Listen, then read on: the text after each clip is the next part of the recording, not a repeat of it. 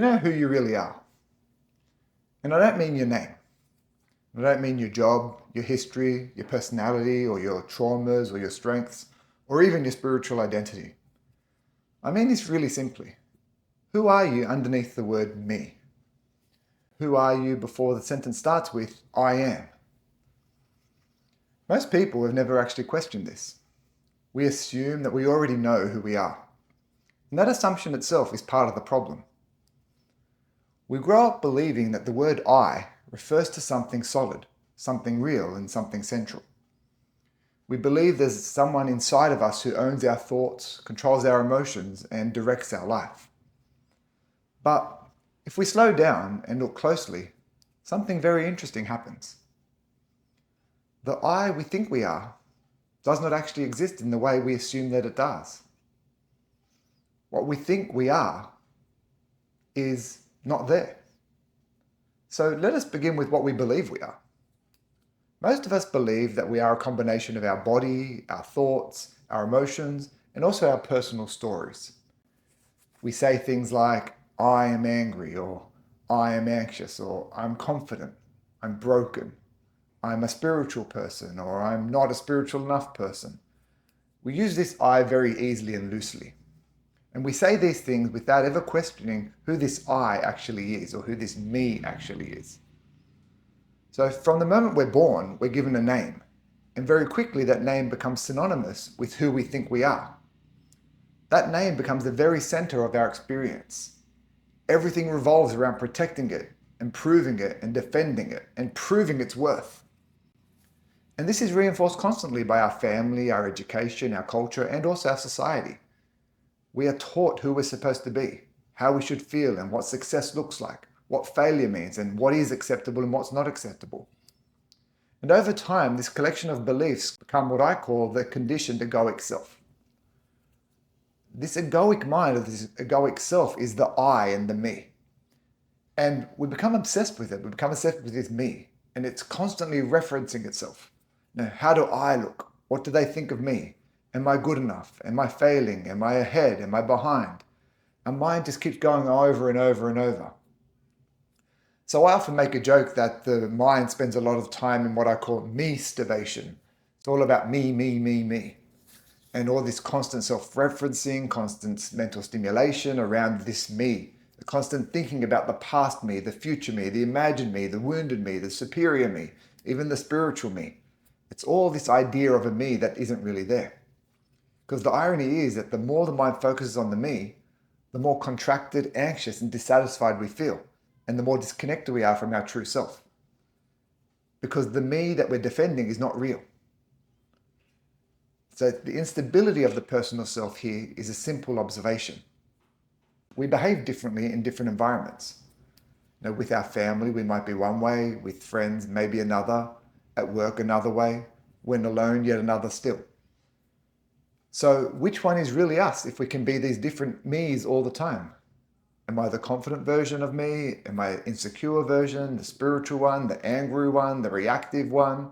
Who is the real me? If you watch closely, you'll see that your personality is fluid. It changes based on your context, mood, stress levels, energy, and also your emotional sensitivities. Yet something else remains constant underneath that. There is something that is aware of every version of this me that occurs. And there's something that notices our thoughts come and go. Something that notices our emotions arise and pass. It notices our body changing over time. It notices all the different changes we go through. It's a part of us that doesn't age. It doesn't really fluctuate. And it doesn't come and go. It's a constant. And that's a part of us that most people overlook. That's what the I really is. Because the truth is, the I you think you are doesn't exist as a separate entity. There is no little person inside our head running the show. There's really not. It's not there. It doesn't exist. There's only pure awareness. And within the awareness, our thoughts appear. Our feelings appear. Our sensations appear. Our roles appear. Our identities appear. But none of those things are who we are. So we are not the thoughts. We are not the emotions. We are not the body. We're not even our personality.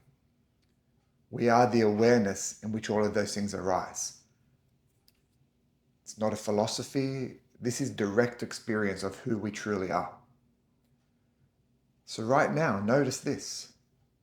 There is awareness of these words being heard, awareness of your body sitting or standing or whatever your body's doing, awareness of breathing happening all on its own. That awareness is not personal. It has no name, it has no gender, no history, no belief system. It was present when you were a child, and it's present now.